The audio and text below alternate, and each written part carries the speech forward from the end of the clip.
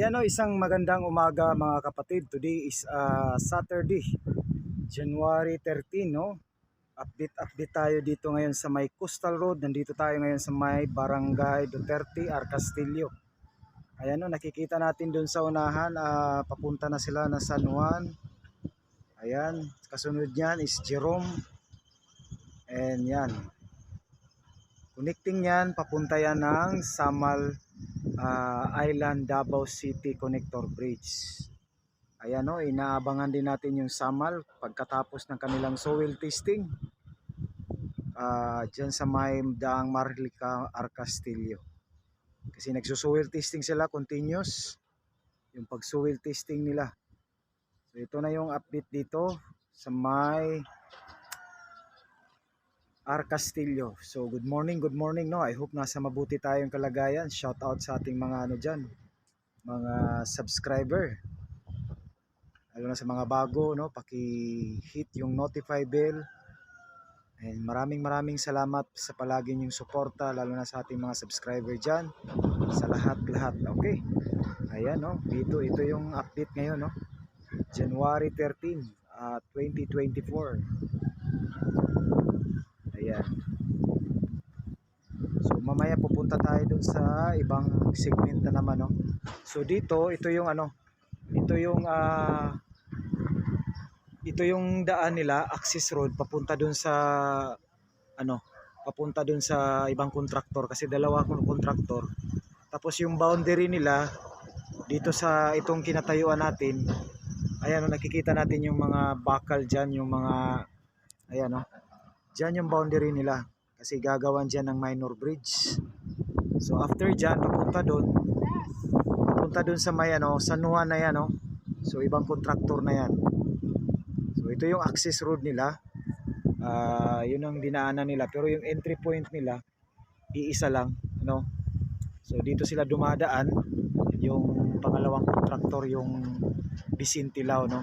So ang boundary nila diyan, no, yung makita natin yung naka-arrow diyan, yan. May minor bridge diyan. Hanggang papunta yan sila ng San Juan. Ang Jerome wala pa, no. Baka matapos ito, next na naman yung Jerome.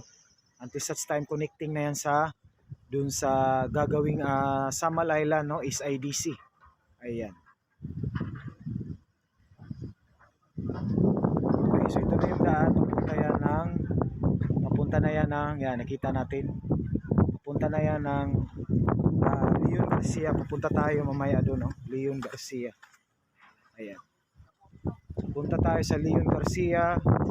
And tuloy-tuloy na yan. Nakikita natin yung bridge ready na yan. Dahil naka-asphalt na yan. So ito. So mataas yung dito. Bali ito, first layer pa lang. So dito na banda, naka second layer na sila dito. Dito na sa second layer. Tapos dito is ayan, patuloy yung pagtatambak nila. Ayan. So mamaya pupunta tayo dun sa boundary naman ng Leon Garcia. So iba naman din yung nila doon, pagitan, no, box culvert. Yung nila, yung baga tagpuan nila para magdugtong, no. Ang Leon Garcia at saka itong Arcastillo, ito kasi yung kontraktor UBI, at saka dun sa may Leon Garcia papunta dun sa end up, no, ng bridge, yung relay kontraktor. Ayan. So ayan mga kapatid, no, pupunta tayo dun. Okay. Ayan, no, dito tayo sa may kinatayuan natin, Leon Garcia. Yung harap, yun ang Arcastillo. So ito yung box culvert, no, na nila, kumbaga boundary nila. Ang gagawin diyan, box culvert.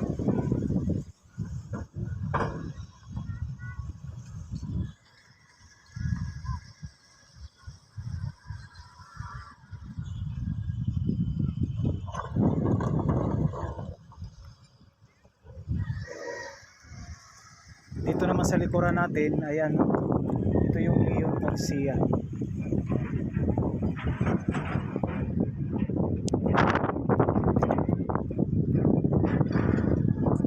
So patuloy yung pagtatambak dito. Dito yung si Relay, no, yung contractor dito. Naman Yun ang pinaka main contractor ng Coastal Road, si UBI.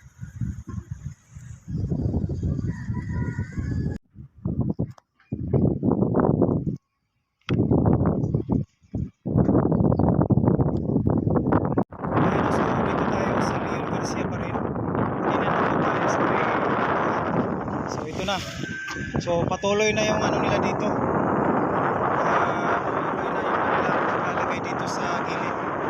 Dito sa rekta. At saka dito sa pagtatambak. Ayan o, yun yung nakikita natin. Patuloy na. Dito may ginagawa sila. Naglalagay sila ng mga chucks.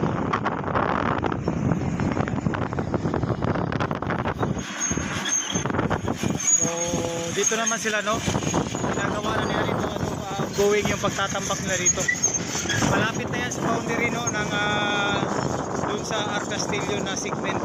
Tatagpo na sila dyan sa may gagawin dyang box culvert, no, sa kanilang boundary. Kasi dyan sa unahan may minor bridge dyan. So dito na lang yung daan na bilog nila, pinapatag nila. Dito na lang yung last, no, natitiran na daan. Saka yung minor bridge. Kasi doon naka-asphalt na yun doon eh. Yung iba dyan. So hanggang doon sa may tulay. Ayan. Parang umuulan, no?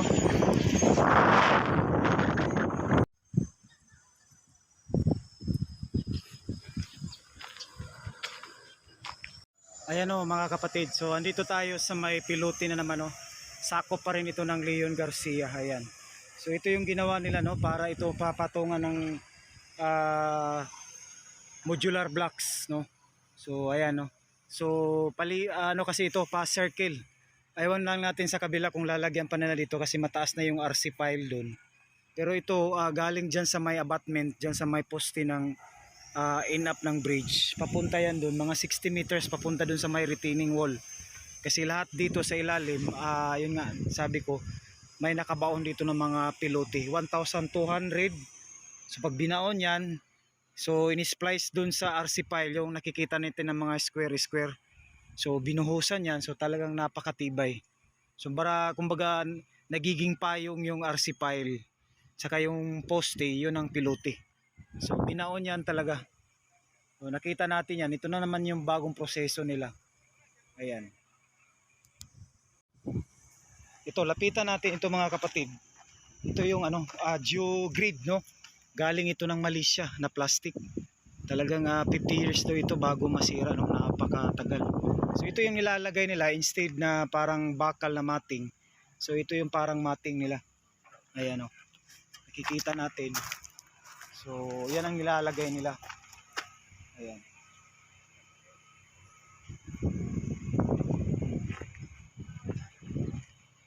So ito iba naman ito. Ito yung basil. No? So ilalatag din nila yan diyan. Tapos pag tumaas na yung mga diyan, yung mga nakikita natin yung mga pag tumaas na yung pangalan diyan, mga modular blocks. Itong sa gitna talagang ito tatambakan na yan ng mga lupa. Ayan, so yung lupa talaga hindi talaga gaganon sa gilid, talagang napaka strong. Ayan.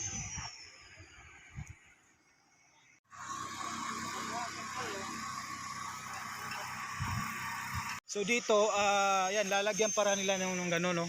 Yung nakikita natin yung puting pala yan na lalagyan ng modular block.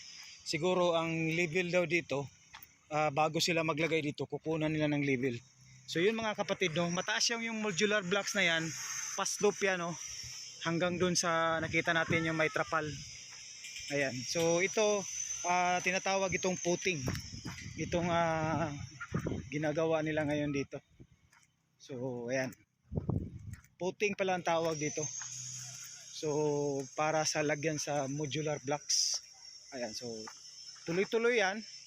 So next week talagang kukunin pa yan, no? Siguro hindi pa yan next week, no?